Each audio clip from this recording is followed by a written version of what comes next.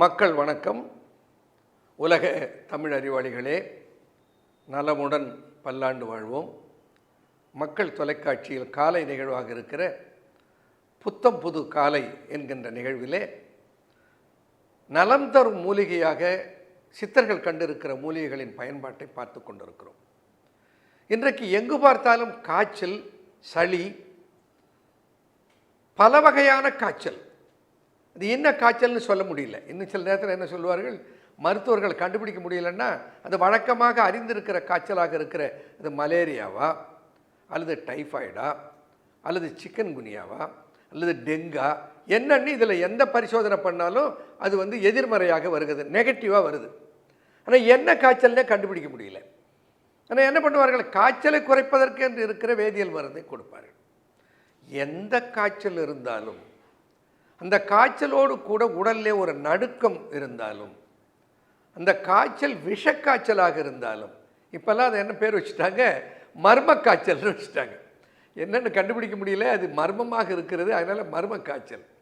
இந்த என்ன மர்ம காய்ச்சலில் இருந்து விஷக்காய்ச்சலில் இருந்து இந்த நச்சுத்தன்மை இரத்தத்திலே கூடி விடுவதனாலே வருகிற காய்ச்சலில் இருந்து பல வகையான காய்ச்சல்கள், அத்தனை காய்ச்சல்களுக்கும் ஒரு ஒற்றை மருந்து சித்தர்கள் கண்டிருக்கிறார்கள். அந்த மூலிகைக்கு பேரே ஈஸ்வர மூலி. இதுக்கு பேர் ஈஸ்வரன்னா உங்களுக்கு தெரியும், இந்து சமயத்தில் முதன்மை கடவுளாக இருக்கிற சிவபெருமானுடைய பெயர் ஈஸ்வரன். அவன் பெயராலே ஒரு மூலிகைக்கு பெயர் சூட்டியிருக்கிறார்கள். அது தேரையர் சொல்லுகிற போது மிக அழகாக சொல்லுவார்.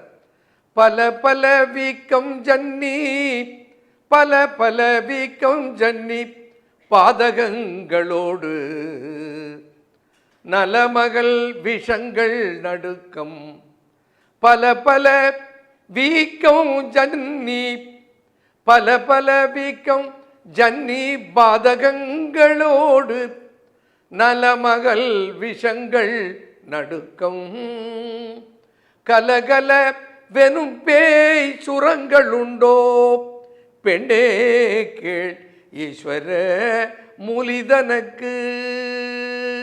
ஈஸ்வர மூலி என்று அழைக்கப்படுகிற அந்த மூலிகை இருக்கிறது, அதற்கு தாவர இயல்பர் அரிஸ்டலோக்கியா இண்டிகா.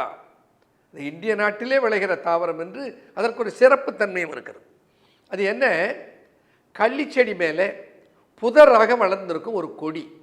இந்த கொடியினுடைய காயை பார்த்தா நம்ம ஆடுதிருநாப்பாளையினுடைய காய் போலவே இருக்கும். இந்த ஆடுதிருநாப்பாளை தரையிலே படரும், இந்த ஈஸ்வர மூலி இருக்கிறது அது மேலே கொடியாக படரும். காய் பார்த்தா அப்படியே ஆடுதிருநாப்பாளை காய் போல இருக்கும். எப்படி சொல்றாரு பாருங்க, என்ன காய்ச்சல்னு தெரியாத மர்ம காய்ச்சல் நம்ம சொன்னோமில்லை, அவர் எப்படி சொல்றார், பல பல வீக்கம் ஜன்னி, பல பல வீக்கம். உடல்ல எந்த வகையை சார்ந்த வீக்கமாக இருந்தாலும், அந்த வீக்கம் உள்ளே இருக்கலாம், வெளியில் இருக்கலாம். அந்த வீக்கம் நம்முடைய நுரையீரலுக்குள்ளே இருக்கலாம், அது நியூமோனியா வீக்கமாக இருக்கலாம், அல்லது அக உறுப்புகளிலே எந்த உறுப்பிலேனும் உள் உறுப்புகளிலே குடலிலே வீக்கம் இருக்கலாம், என்டரிட்டிஸ்ன்னு சொல்கிறோம்.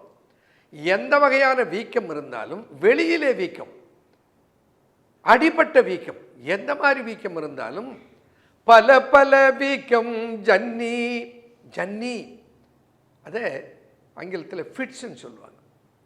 காய்ச்சல் அதிகமாக போயிட்டாலும், மிகவும் குளிர்ந்து போயிட்டாலும், உடல்ல நடுக்கத்தோடு கூடிய வலிப்போடு வருகிற ஒரு நோயை ஜன்னின்னு சொல்லுவோம். அந்த ஜன்னி அது எந்த காரணத்தால் இருக்குது, உடலில் எங்கோ உள்ளோ வெளியிலோ இருக்கிற வீக்கத்தால் வந்த ஜன்னியாக இருக்கலாம், அல்லது காய்ச்சலினால் வந்த ஜன்னியாக இருக்கலாம், ஃபிட்ஸாக இருக்கலாம். எந்த மாதிரி ஜன்னியாக இருந்தாலும் அந்த ஜன்னிக்கு பல பல வீக்கம் ஜன்னி, பாதகங்களோடு நலமகள் விஷங்கள். விஷங்கள்னா இந்த சித்தர்கள் சொன்ன பொருளில் பார்த்தோன்னா டாக்ஸின்ஸ், நச்சு. இந்த நச்சு உணவில் வந்திருக்கலாம், தொட்டு வந்திருக்கலாம், காற்றிலே கூட வந்திருக்கலாம், அல்லது பலராலே நம் உடலில் செலுத்தப்பட்டிருக்கலாம். சில நேரங்களில் நாம் எடுத்துக்கொள்கிற மருந்து நமக்கு நச்சாகி இருக்கலாம். எந்த வகையினாலும் உடலுக்குள்ளே ஒரு நச்சு சேர்ந்திருக்குமானால் அந்த நலமகள் விஷங்கள் நடுக்கம், காய்ச்சலிலே வருகிற ஒரு நடுக்கம், ஃபிட்ஸ் என்ற சொல்லுக்கு அவர்கள் என்ன பயன்படுத்துகிறார், நடுக்கம்னு சொல்றார். நலமகள் விஷங்கள் நடுக்கம், கலகலவெனும் பேய் சுரங்கள் உண்டோ. பேய்ச்சுரம், இப்போ நம்ம சொல்கிற மர்மச்சுரத்தை அவர் பேய்ச்சுரம் என்று குறிப்பிடுகிறார். பல வகையான காய்ச்சல்கள், அந்த பல வகையான காய்ச்சல் பல வகையான வீக்கத்தோடு வருகிற காய்ச்சல், அது எந்த வகையான காய்ச்சலாக இருந்தாலும் அந்த காய்ச்சலுக்கு ஒரு உயர்ந்த மருந்து எதை சொல்றார்? ஈஸ்வர மூலி, அரிஸ்டலோக்கியா இண்டிகா என்கின்ற தலைச்சுருளின்னு இன்னொரு பேர் உண்டதற்கு அந்த ஈஸ்வர மூலியை குறிப்பிடுகிறார். அந்த ஈஸ்வர மூலியை எப்படி கையாளலாம், இன்னும் என்னென்ன மாதிரி நோய்களுக்கெல்லாம் அந்த ஈஸ்வர மூலி ஒரு சிறந்த மருந்தாக இருக்கிறது, அதை பற்றி நாம் தொடர்ந்து அடுத்த நிகழ்ச்சியிலே பார்ப்போம். நன்றி, வணக்கம்.